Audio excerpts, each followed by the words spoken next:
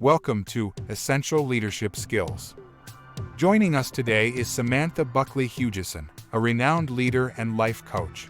Hailing from Seattle and now living in Cabo San Lucas, Samantha is a U.S. certified coach and founder of A Designed Life LLC. She's celebrated for her transparent, humorous approach to coaching. An Amazon International best-selling author, Samantha believes in making life fun. She's here to discuss leadership and how to design a life filled with joy. Samantha, great to have you with us.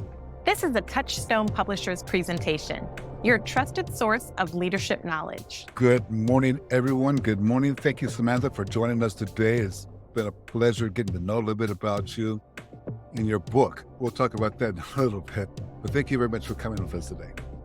My pleasure. I'm so excited. Thank you for inviting me. Well, you're more than welcome. Tell you what, our traditional first question always is, what is it about your organization, your book that you've written, those type of things that people really don't know about, but maybe you can say what it is? What's the story behind all that? Well, the title of my book is Unstuck Yourself, the guide to designing a life you love. And I think what motivated that book title is because people back before I went completely virtual with my coaching would walk into my office. I'm like, what's up? How can I love and support you today? What are we doing? I'm stuck. We're stuck. So I think what people may not know about the book specifically is it's actually a workbook. So it's actually will walk you through unstucking yourself. Sounds like good. That's good. And that's good. Something good to know, because when you think about a book, you very rarely think about it being a workbook. But we're going to get into that pretty much and give you a great opportunity to explain that. What was the philosophy behind writing the book? I understand people come in and say, okay, I'm stuck. But what's the philosophy that you discussed in the book that you can give us a high level view of? It's about having a vision for a life that you'd really love to live. And I started out as a sales coach and did a lot of business coaching and sales training and things like that. And what it really comes down to is that the whole person, be it an executive at work, or that same executive can be a mom, and that same executive could be a single mom or a wife, or that same executive could be having health issues, is to really coach to the whole person, the entire person, the person that has relationships and health and business. So the philosophy is let's help transform the whole person. Transform the whole person. So there's some challenges based in that. Aren't there a few challenges that come up through that? How do we deal with, or what have you seen? That's a better question. What have you seen as far as the challenges out there we need to be aware of?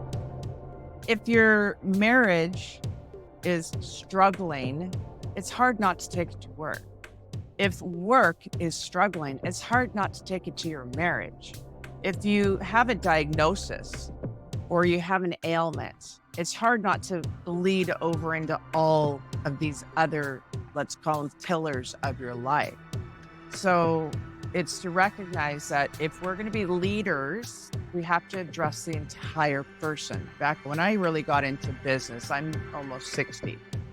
So when I got into business, it was all about the business. It wasn't really about nurturing or developing people or leading the whole person. It was about getting those numbers, getting the work done, and climbing the corporate ladder. The world needs a little bit more whole person being addressed, in my opinion. Okay, and so when you look at, can you think of a specific challenge that maybe if I came to you for this type of coaching that, I won't say typical, but maybe it comes up more often than not that you would have a solution for? Work-life balance for one. Yeah, the work-life balance. Don't believe in work-life balance. Is that something? Okay, I'm going to ask you a question because I don't believe in it either, but it might be different than yours. I want to know why you don't believe in it first. Tell me what that sounds like. I just think it from a logical viewpoint. If you're working 8 hours a day, and sometimes it's 10 hours a day, it takes you an hour or two to get there, an hour or two to get back. you're looking at 12, 14 hours. And then you're looking at meal prep and things like that. And then you really don't have 8 hours out of that day left over for yourself. You maybe have 3 or 4. Mm-hmm. So that means you don't have that ability to have the balance because you have 3 or 4 and you're going to recover an hour. Some of us like to go watch TV for 2 hours. Veg out. 2 Yeah. hours. It's time to go to bed. We don't have, and that's just from the logical viewpoint, time-wise. So that'd be my first disagreement with the idea of work-life balance is just not going to be balanced based upon the hours. I agree. And so this is why I would say yes. And the tagline of my book is How to Design a Life You Love. The guide to designing a life you love. And so I don't believe that we need to fit into that model anymore. I work with a lot of startups, entrepreneurs, leadership. You become more effective. You can do it in a shorter period of time. A lot of our work as leaders can be done remotely. Not all of it. I think that being physically in a space with other human beings is really important. But I do almost everything I do virtually. And we learned over 2020 through 2023, not everybody, but a lot of people could go remote. So you can start buying time. So it's really the skills I teach people is how to have the world adapt to what would lighten them up versus trying to fit their round peg into a square hole where they're miserable. So I don't believe in life-work balance either. I think when I was a kid, there was a teeter-totter down at the park. And if I was by myself, because my parents were like, get out of the house and don't come back till the streetlights come on. When my friends were all busy, I would get on the teeter-totter and I would stand in the middle of it. But what happens is you're trying to balance it. So you bang, and then you bang either direction, right? Yeah. So that's how I see that. But you can... Go ahead. You were going to say something? I was just going to say, coach me out of that thought because, no, I was just going to say, coach me out of that thinking because that is, like you said, is bang, bang, it's a pendulum swinging. And if you're trying to get all the work done best, you're going to hit the wall someplace. Yeah. So coach me out of that. If I'm one of your clients, just give us a quick coaching session, if you will. What I would do is we would start with a list of what you would love to have in your life. And what's just not working for you. What's in my life, we call it a not it.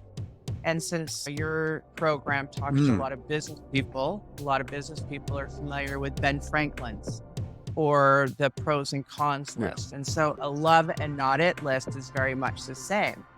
That's the question. What would I love in my career? Not what do I love about my job, is what would I love in my professional life? What would I love? I'd love to work less than 40 hours a week.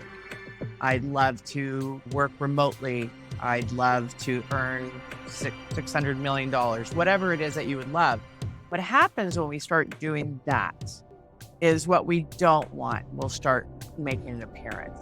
So what we don't want is to commute an hour and a half each way. We don't want to leave for work in the dark and return home from work in the dark. There's these types of things, right? So if I were to coach you, which takes a little bit longer than the few minutes we have, I don't know you want to be outed in front of all your listeners, but don't care. Okay, cool. So we go through the not it side and we reframe it to so if you don't want to commute an hour each way, what would you really love? So let me ask you, Glenn, what would you really love? I would love just the simple fact that I can commute for 5 minutes to get to my downstairs office. Beautiful. So I would love to work from home. Let's say that this is a person that currently is doing that yucky commuting. I would love to work from home. As you're saying, it makes me think and have the ability for the audience to be able to travel and speak when I want to be able to lay out the dates I want to go out and speak. Amen. Okay. So I work to the hours of my liking. So that might be something else that you put on the love side. So we don't ignore the not it side. But we know that coin can be flipped over. We know that there's another side to it. Sometimes it would be, I don't know, what's another not it that people talk about? Working excessive hours, right? They work too many hours. So Or what would you working for a love? boss they don't. Yeah, Or they work exactly. for a boss they don't love, right? So then on the love side is I work less than 40 hours a week. I vacation 2 months a year. I love my boss and I have a really competent team that I trust. When you really start to decide, it's reverse engineering. And this is what I do in the book. And this is what I do with a lot of my coaching. A lot of my coaching is also accountability, of course. I just moved a client that used to see me weekly, who went to monthly, then we went to bi-weekly. I just moved her back to weekly because she just needs accountability. She's at the top of her organization and she needs somebody up there to remind her, oh no, we're doing It's your day, yeah. this is, it's like, I'm the boss today, so let's go. Anyway, but when you start going in the reverse engineering of it, so if you were to read your love side, and again, we're just talking about career, and you read it as, oh, I love my job. I get to work, I get to commute 5 minutes downstairs, and I got to stop by and get my favorite coffee in my kitchen on the way.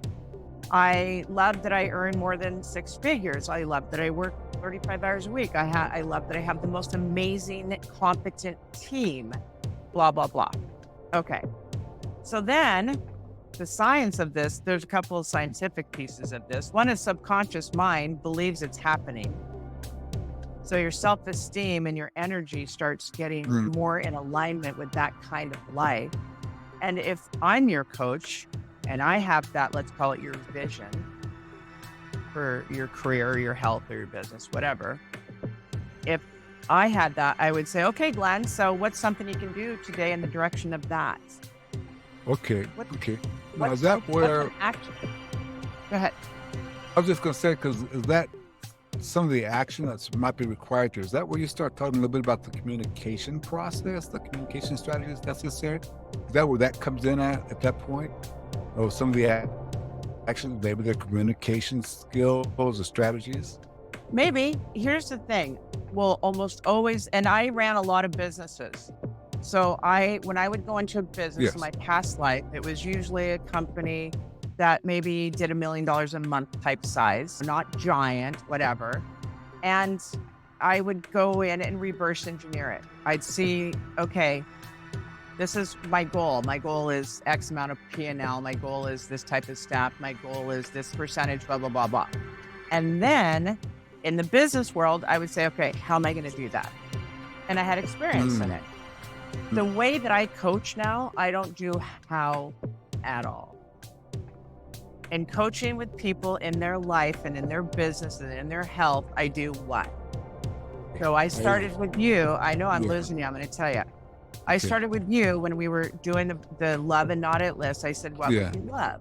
What would you love? I didn't say, how would you accomplish that? Because guess what would happen? Most people would say, well, I can't. If I could, I would have been doing it already. That's not how it works. You say, okay, so if you were to work 40 hours or less a week, what's a thing you could do in the direction of that today?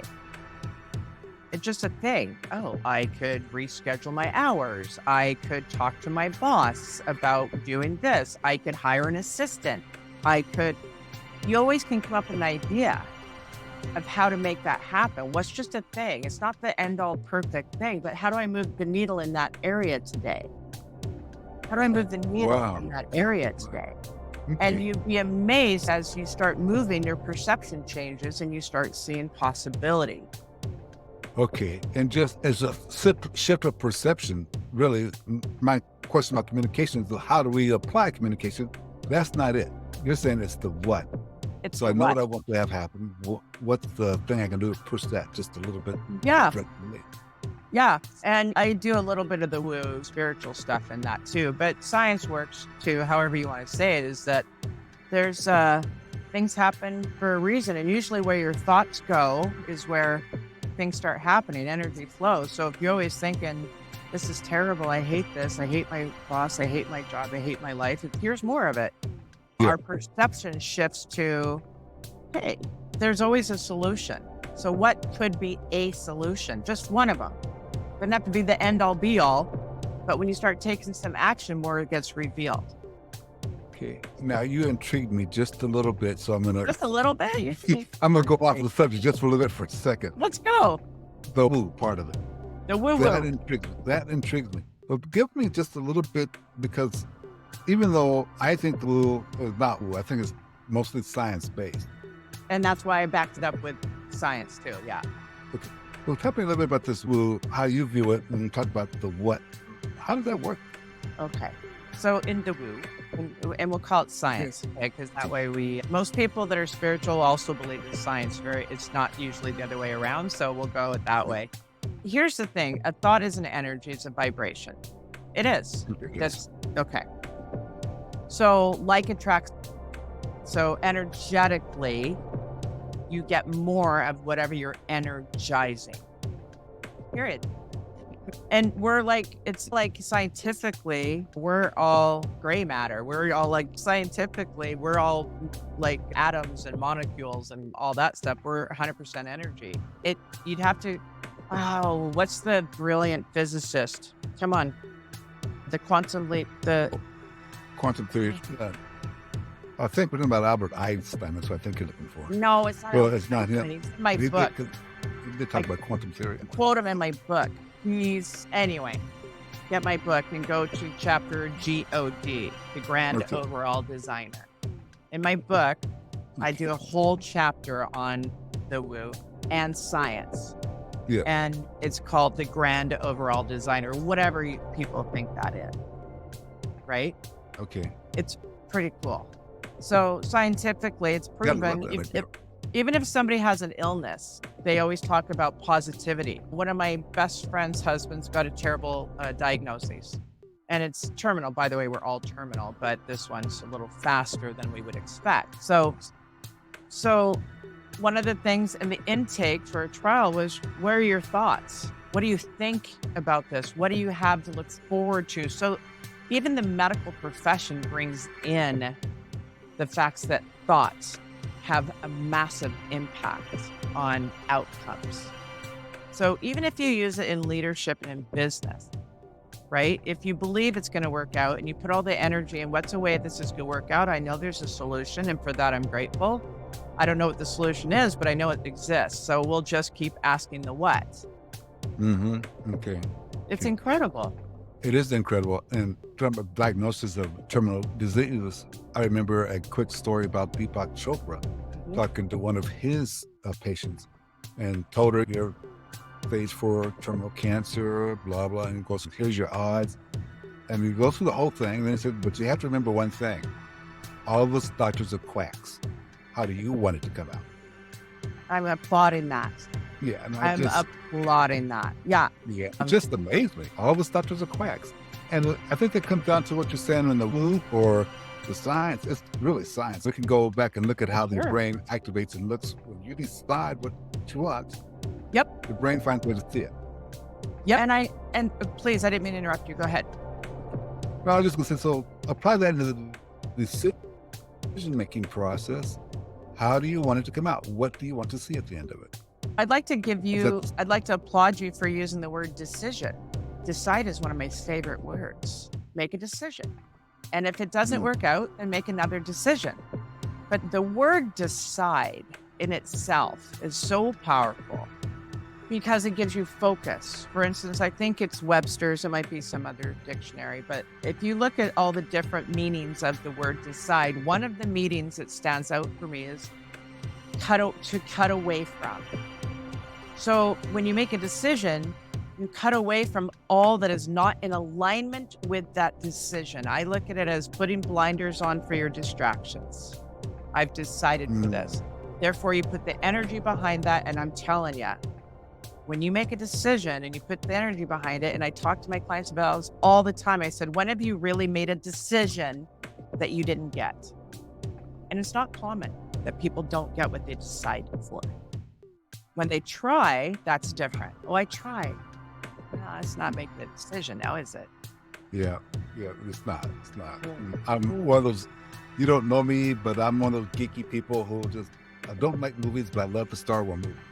Okay, so, I have kids that are geeks. I love them. Yeah, it really is as simple as to try is to fail. Thank you. Decide to do it. Thank you. What was his name, the little guy? I love him. Yoda. Yeah, exactly. I think I quote Yoda too in the book. It's the same thing. I just think that's really talk about your skills and your ability to coach folks and get them better. I think, isn't that, have you ever done it the other way where it was like, okay, step one, step two, step three? And then if so, what caused you to switch to this way of saying what it is, make that decision? What caused you to switch that, or what caused you to decide, okay, that's the way it should be taught? To reverse engineer it, because I think that's your question, is instead of making a business plan and saying step 1, 2, 3, 4, and because I don't know it all. And like I said, I'm becoming a mature woman in age, not in maturity, but anyway.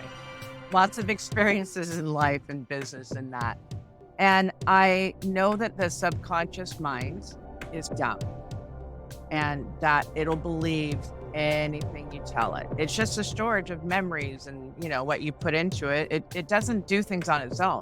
Subconscious mind just sits there and holds on to it. We also know through science, subconscious mind, they say, rests maybe 20% of the time. That means it's active like 80% of the time. We also know that if thoughts become things and thoughts are vibration, and if your subconscious mind is convinced that you work from home and you have autonomy and you have this incredible staff and you travel 2 to 4 months a year and it's sending out that frequency all the time, it's not a stretch. After time, conscious mind, subconscious mind meld together and it's not a stretch anymore. It's visualization. I didn't invent that, right? That's visualization's proven too. Right. We look at the athletes, they discovered that, I want to say in the 70s with the athletes, right? They hooked them all up to monitors and they said, okay, run the race in your mind. Heart rate went up, everything, right? And so that's your coaching for business leaders too then. Run the decision, run the team meeting, run the one-on-one meetings in your mind before it happens. Yep. Do you ever talk about that when that happens, when you're running that information before, when you're practicing it beforehand, you're more relaxed, more capable, you're going to get your results? That's part of it, right? Absolutely. And be open to be redirected. My background is a lot of training as well. So when I run meetings, they've got good boundaries on them usually. However, I'll give you an example. As I said, I live in Cabo San Lucas, Mexico, and there is a lot of those guys and gals out on the road trying to hustle you to get you to go to timeshare tours and things like that. Literally a dozen years ago, a resort hired me to do a sales seminar, training seminar to help these types of people be more effective.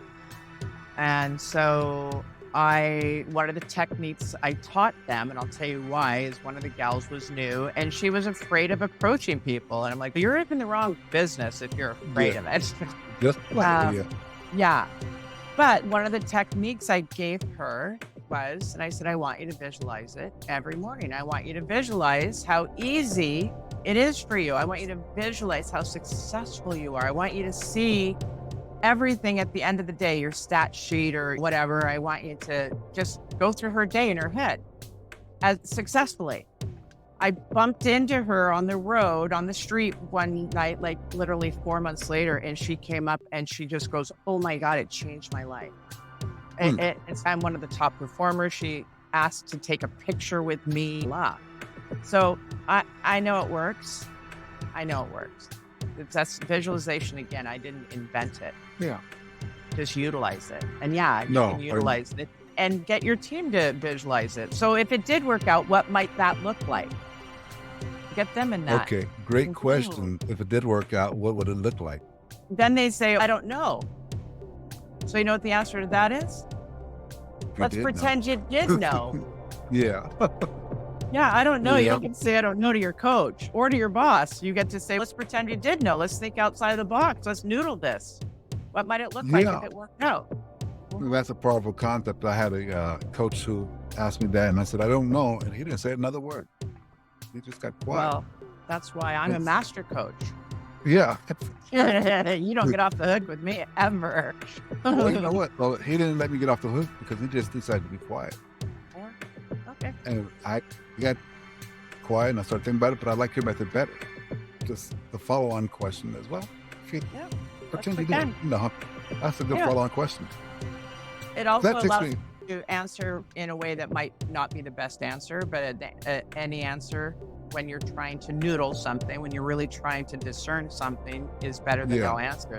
Gets you on that path of perception again. yeah, Anyway, go get you ahead. on. You were going to ask Yeah, me. Yeah. well, because when we're doing this with our team, and we're Mhm, working with our team to do this, mhm. these are, and the way I'm set up, and I think a lot of, I know, like my sister works for one of the largest defense contractors in the world. Mhm, And they went through this pandemic where they were going and no one was coming to the office. mhm. That company liked it, but didn't like it just because they started saving money on office space throughout the world. So now they've drastically reduced their footprint. So they liked it and didn't like it.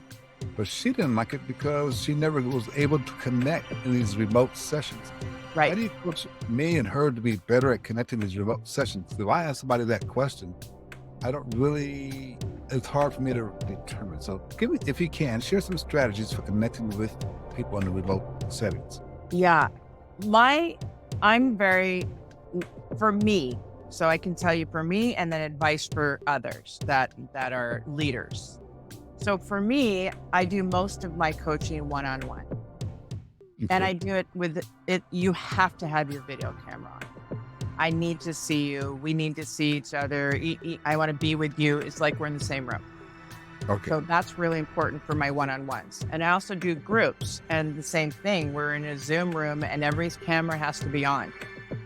That's that piece of it. Now, I mentioned earlier at the top of our conversation about how connection is really important in an organization, Yes. because an organization also represents community. It's also a community. And to be in community, yeah, you got to physically be there. So that's where the ideal job is. I work remotely 3 days a week. Or if I was a leader, let's say this was back in the 90s, I had offices all over. My headquarters was actually in Dallas, Texas. Hmm. My home was outside of Seattle, Washington. Wow. Okay. And that was a lot what changed what I really wanted for my life. What I wanted is not to be traveling all the time. But I will tell you, it's really important that you physically, if you are leading people in a business situation, you do need to a team. Okay. You got to show up physically every once in a while. You really do. You have to show up physically every once in a while.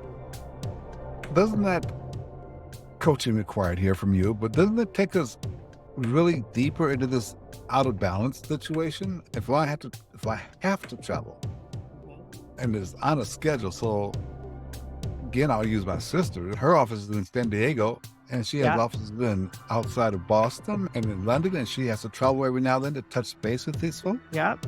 That's great though. But it's every now and then. That's where, so maybe she turns around, like I've coached people that were directors of regions, and she's got to find her groove on the travels. Okay, I only travel every other week and I hit 4 locations at once, or every month. She has to have boundaries and find Okay. out what works for her. What just hit me though is that she has to have boundaries, and she can't get those boundaries if she doesn't know what she really wants. Amen. So what would I love? I'd love to travel. When I did my first What Would I Love list, I wanted a job that I didn't travel more than 20% of the time. See, and That was knowing nice. what you want, it's much easier to go to your boss or the people and say, "This is what I would like to do," Yeah. and figure out how can we make this happen. Wow. Is, you know what? This is what I really want. I'm most effective when I do this, because there's a really great thing with good companies, and they understand their company culture. Mm, Now with unemployment so low, employers better have a strong company culture. In other words, yes.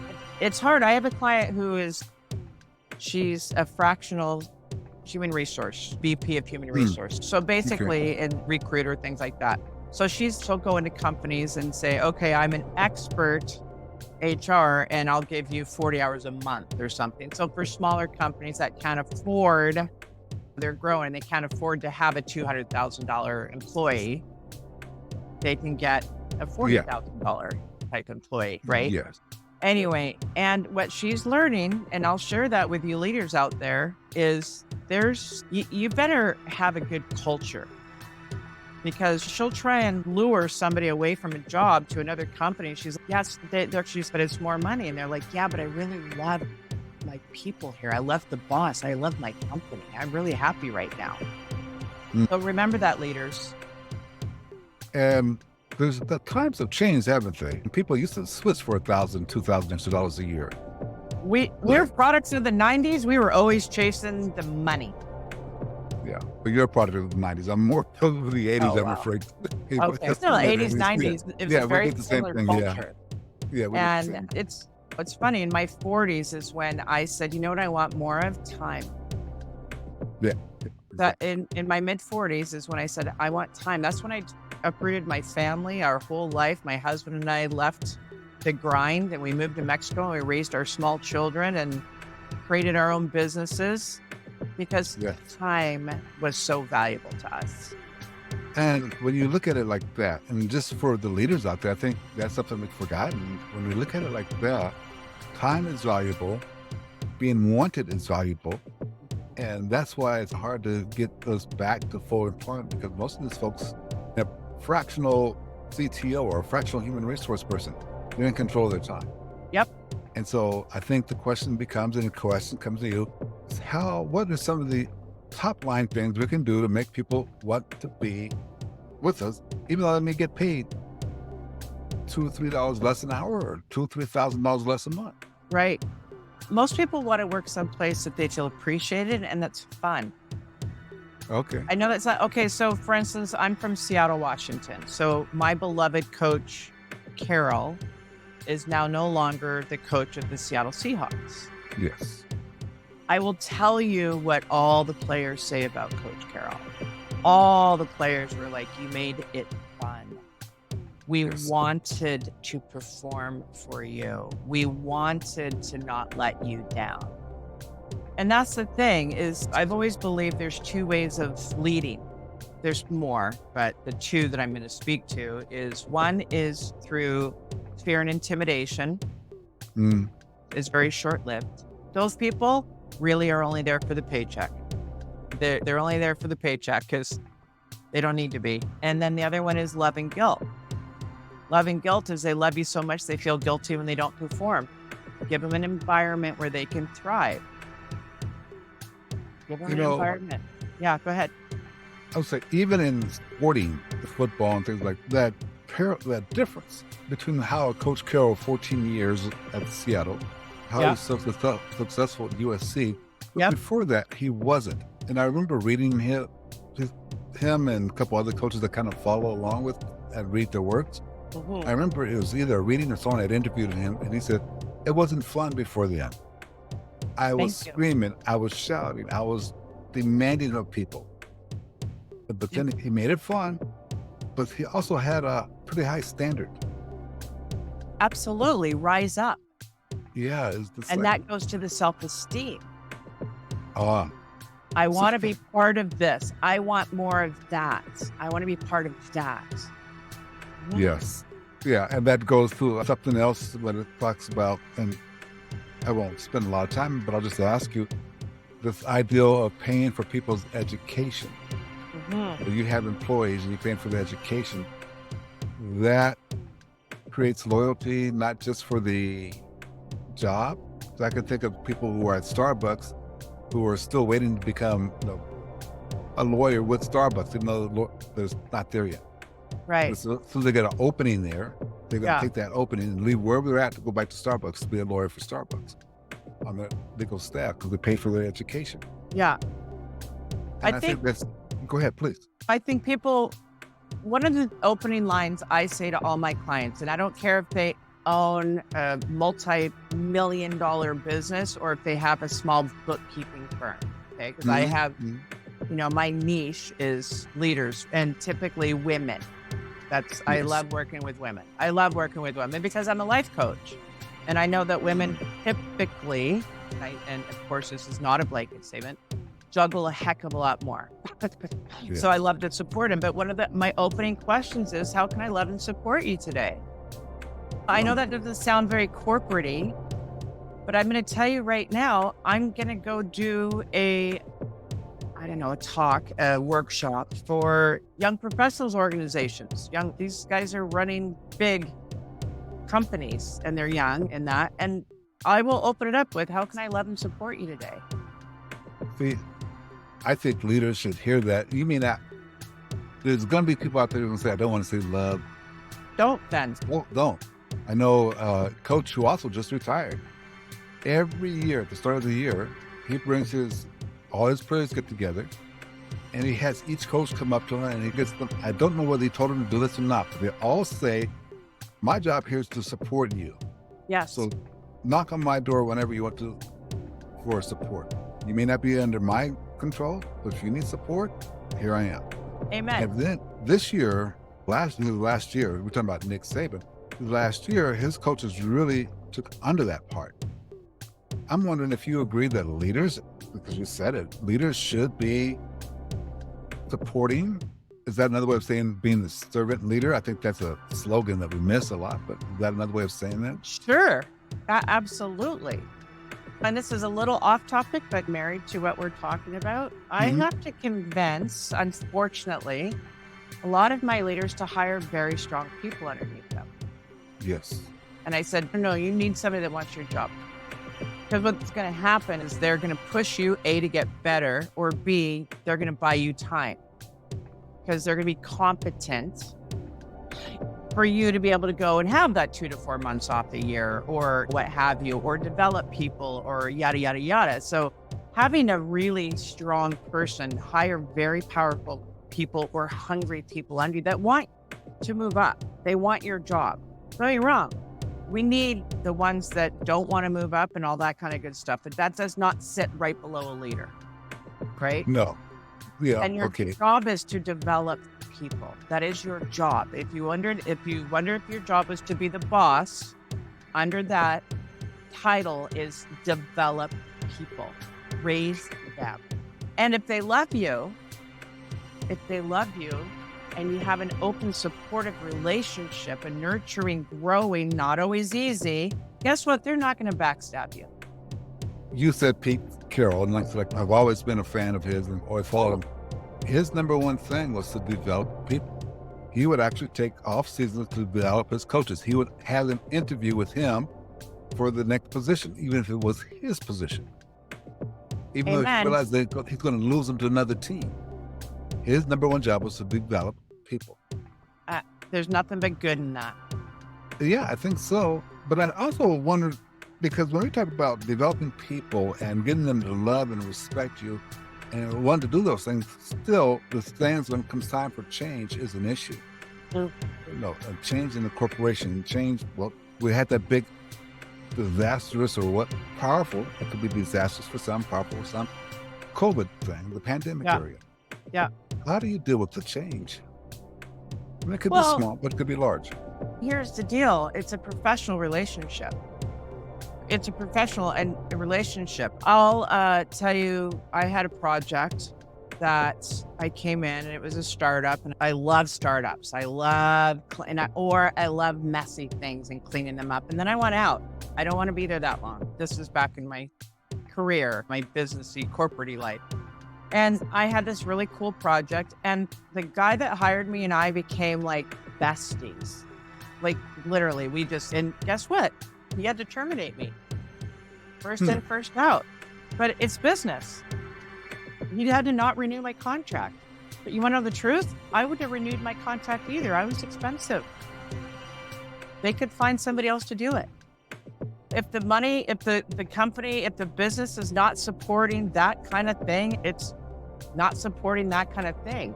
So maybe as a leader, your job is to make sure that people have a business mind as well as this other kind of personal community feeling. Business is business. That's a good point. And I think a lot of leaders are afraid to go one way or the other, but mostly afraid to build a community to know that it's business. Yeah. And they can use something like put a hat on. It's like they can, come on, we're talking sports now. How many times put the rally cap on? Change, right? They can say, okay, I'm going to wear my boss hat. Okay, I'm going to wear my I love you friend hat. I'm going to It's fine. That's very curious because we don't do that. Sometimes we don't do one side or the other. We don't tell people the truth as they're coming up. I'm sure it's not like you weren't surprised when it came time for them to say, okay, we can't use you. It wasn't a surprise to you. No, Even because if it I wouldn't have made the decision to keep me either. I'd already done all the work, and now they could have somebody else do the coasting part for a lot less. Yeah. And then you have a great reputation, so people are going to bring you back on anyway, add more. So that's what you should be looking at. I think you should look at that. I think you look at that. When we talk about all the different things you're talking about, and I like the idea of, I'm going to hire somebody who does better, who knows the job better than I know, who maybe they're on social media or they know all these things better than I know. I'm going to hire them better. Okay. And I think that comes from folks like you who are teaching about mentorship and developing people through mentorship. Can you talk a little bit about your beliefs about mentorship and development? Sure, because I do a lot of both. So I believe in hiring experts.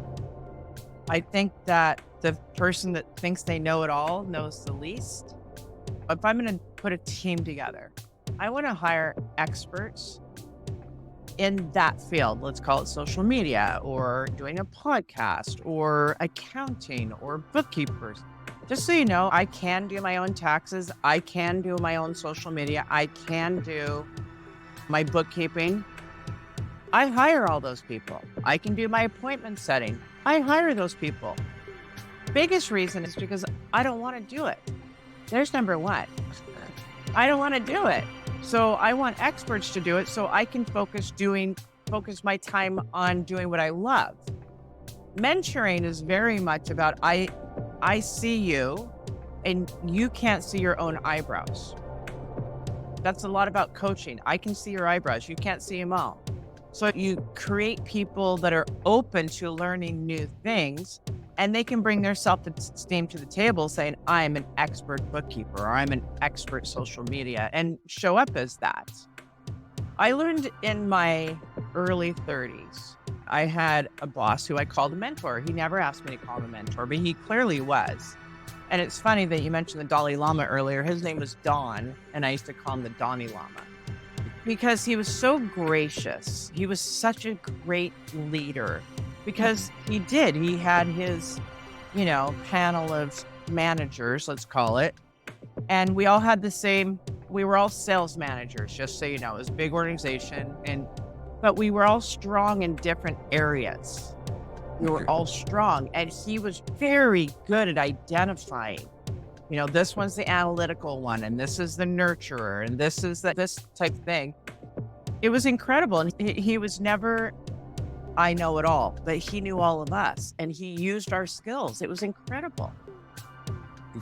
He just, from the simple fact that he was your mentor, you picked up that skills, or you learned about that skill. I love really it. Important. It's really important to develop your mentors. Yeah. In organizations. Yeah. What method do you talk about in your book about? I don't. No, because my book is more about life design, and only a pillar of it was business. Yeah, so there's 4 pillars I talk about specifically in my book. One is your career and your creative expression, because some people are retired, but the more time we have on our hands, the more we need something to do with it. So career and creative expression is one pillar. Love and relationships is another pillar. Health and well-being is another pillar. And time freedom, money freedom is the 4th. Okay. Yes, they all cross over. That's why I'm a life coach. Well, they all cross over. And I'm wondering, this may be a hard question because I don't think I could ever answer it. How do you gauge success in those 4 pillars? It's whatever you think it is. Success to me is measured in happiness and freedom. You don't think there's a formula that we as humans are wired to get there? No, there probably is. I'm just saying that success to me, for instance, in my 20s, success was climbing the corporate ladder. You know what I mean? It was the big office, and I made it. In my 30s, it was being a good mom. In my 40s, it was still being a good mom and starting a new business, because I started my coaching business when I was 45 and I'm 57 now. So quitting the corporate grind. Success, I really believe, is based on happiness. And when I say that, happiness is how much is enough money to keep you happy. So the goal for me shifted. Like I said, in my 20s, it was money and the corporate status and things like that. In my 40s, it was time freedom. I want time to raise my children. I want time to develop this new business where I feel that I'm more serving, like my coaching business. Right. I work less than 20 hours a week and I make a good living. So that I feel very successful. I think most people I talk to on this program, and just in life, just as a side note, that when they stop trying to put in 60 hours a week, they become much more successful. Amen. And start making more money. But it's hard to get past that paradigm of you have to work to be successful. You have to grind it out. No, I know. The thing is that it's the time freedom, money freedom. It's an actual pillar in the book. Yeah, I'm curious about the time freedom, money freedom. How do we, these days, you have leaders who would maybe grab a hold of that. But when you're working with a person who typically likes to follow, you have a thought as to how, if possible, raise their vibration, their feelings about this time freedom, money freedom thing. So they stop doing just the bare minimum to get by. Sometimes it's how they're wired. I got to say, and timing is everything. I think about it back, something that a lot of us have probably have in common has been a fitness goal. It could be a weight goal or an exercise goal, but somewhere in our lifetime, we wanted to somehow get in shape, right? Yeah. But the timing has to be right, because people fail more often than they succeed at a fitness goal. So why is it that sometimes people have tried a million diets and then suddenly they're killing it? It's just timing. You have to just keep going after it. The thing is, if you're a worker bee, which God bless the worker bees, right? If you're not going to be in charge of that.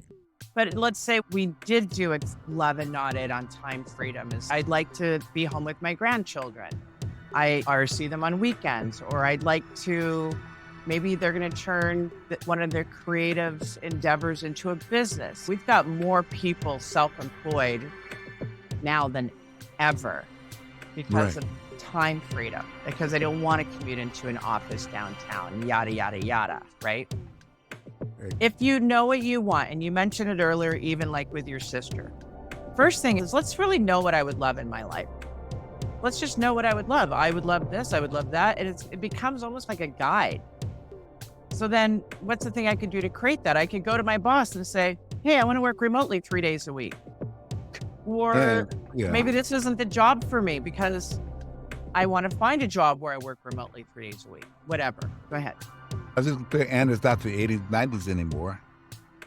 Everybody wants, no, not everybody, but a lot of people can appreciate that. As long as you can handle the responsibility of 3 days a week. Yeah. And working. Right. But that's why you and I can live any place in the world and work. Absolutely. And that was one of my goals when I became a coach, and my husband too. Literally, we ripcorded out of our big US American corporate life at 45. And we started over with 2 small children. I bet you were much happier.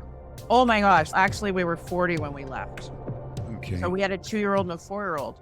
And it's so funny. People say, oh my God, you work from home. Oh, you can travel and you're so lucky. You live in Cabo, blah, blah, blah. It's not luck. It was pure design. I'm blessed.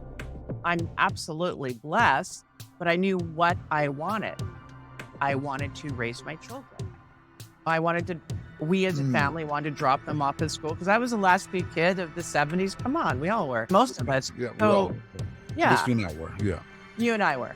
I wanted to raise my kids. I wanted to be present. I wanted to not leave work for work when it's dark because I'm from Seattle, so it's always dark up there in the winter, right? Yeah. And get home in the dark, and I wanted to not have to take buses or pay $500 a month for parking, or, you know what I mean? It's all these things. So what did I want? I knew what I wanted. And then it's just amazing. Okay, so what's the thing I could do toward that? Let's go try out Mexico for a while. Yeah, yeah. And if you hadn't asked yourself what did you want, you probably would have had blinders that go different directions. So that's what's useful about all this. I know we went a little for a minute, but that's a very useful way, I think, for leaders. It's actually a skill. Yeah. So even if it's a, what do you want? I want a profitable department. Okay. So if there was no conditions and circumstances, in other words, but I can't because I don't have enough staff, or I can't because of this account, or I can't because I don't want to hear the can'ts. Let's just say you could. Yeah. What's a thing? What would that look like? There's number one. What would that look like? Okay. And what's something you can do in the direction of that? You've got people that are saying, I got to lay off a bunch of people. Okay, that, or you could go get a new account that pays for them. What's something you can do? And we can even go smaller than that, because you mentioned it. What is it? What do I want? How do I want, not how, but what do I want to see in my team meeting? What's going to make a great team meeting? And what's the next step I have to do to take that team meeting or that one-on-one meeting? I think you and I are both kind of fans, just based upon what you said about one-on-one meetings over team. Yeah. But reverse engineer it. Look at it at the end. Yeah. What does that look like? What's that look like? Yeah. If this is really successful, what would that look like? So Great. People are going to live one of two ways. They're going to manage one of two ways. They're going to manage out of design, plan, or default. They're just firefighting and surviving through it. Yeah. It has me thinking about myself. For I jumped up and started thinking about myself. But now you know why I'm a life coach for leaders. Yeah. Because this is how I think. Yeah. This is why I don't coach for an organization, because they would hate me, because I'd have all their people like doing stuff they love doing. But they shouldn't. They shouldn't hate you, because if they love what they're doing, they're going to be more reliable and more loyal to them. But yeah. Absolutely. I was kidding. I was teasing. Insecure organizations don't necessarily want to coach because they think they just want people to sit in their mold. Where the thing is that you're bringing talent that can actually show you a new way to grow. Yes. And even if they are the worker bee, I like that term, the worker bee. I love worker bees. They're going to appreciate where they're at because they know you appreciate them. I couldn't do what I do. I wouldn't be as happy if I didn't have my worker bees, and they have no desire to rule the world. They love following. You know what I mean? They love being an expert in what they do, which is brilliant. I'm so grateful. What's worker bees, if you want to put them that way, still may be the majority of the workforce. Yeah, for sure. They're carrying out a lot of the stuff. You're not an effective leader if you're carrying out all the stuff. No. Your job is to be a brilliant orchestrator. Yeah. But be in the pit with the band. Oh, great way to put it. You can't conduct the band, you can't conduct the orchestra if you're not in the orchestra pit. No, you get down there in the pit with them and work from there. Yep. You're not sitting up in the balcony. That's great. I like that. I just looked at the timing, and we have gone way past what we normally do. Well, you can just edit me to death if you want. No, not at all, because I think what we've covered is a lot of powerful, good thinking methods that people are going to listen to. Yeah, we're going to make sure this gets out a lot, but I want to ask you one other question, and this is a hard question, so I'm going to just throw it up on the screen for us here. I'm ready for it. It's not going to be an easy one, and I'll put it up. Here we go. Yeah, I'll put my glasses on. What question did we not ask you that we should have asked you? How tall am I? 6'2". So I'm looking at you do that. Yeah. No. I don't think that's a hard question. We just organically, you planned it out. I glanced over some of the questions that you sent me, and I literally glanced over them because I like having a conversation and having a connection with you. So thanks for preparing me. But no, I don't think you missed anything. I think maybe how people find me if they want more help on leadership, just make sure that they have that contact. And there it is up on the screen. There you go. So yeah, and this is a critical thing because oftentimes I found that when people are listening in, they need to be able to write it down. So that's why I made a little screenshot of whatever it's called, bottom third, so it'll be there for you. Because I think when it comes time to get coaching, we have to look in a different spot. We can't look at someone who's on our level. We got to look at somebody who's at a different level. I think you bought that today, and I want to thank you very much for taking so much time. I know, and we originally talked about this, we talked about 30, 35 minutes, and we're at an hour now. It's fun. It was really fun. And I thank you for the additional time so much. Thank you. no, it's so my pleasure. And it was lovely. And see, my phone's even ringing now. Yeah, So there we go. Okay. if anybody Okay. wants to find my book, you make sure that they can see that. Okay, yeah. The easiest way to find it is just to Google my Amazon. name. Just Google my Okay. name. I Because found there's a pretty lot of good books. Amazon, yeah. There's a lot of books called Unstuck Yourself. I didn't know that. My publisher probably should have told me that. But anyway, so just Google I know that. Samantha Buckley-Hugessen. There's probably like 14 books called Unstuck Yourself.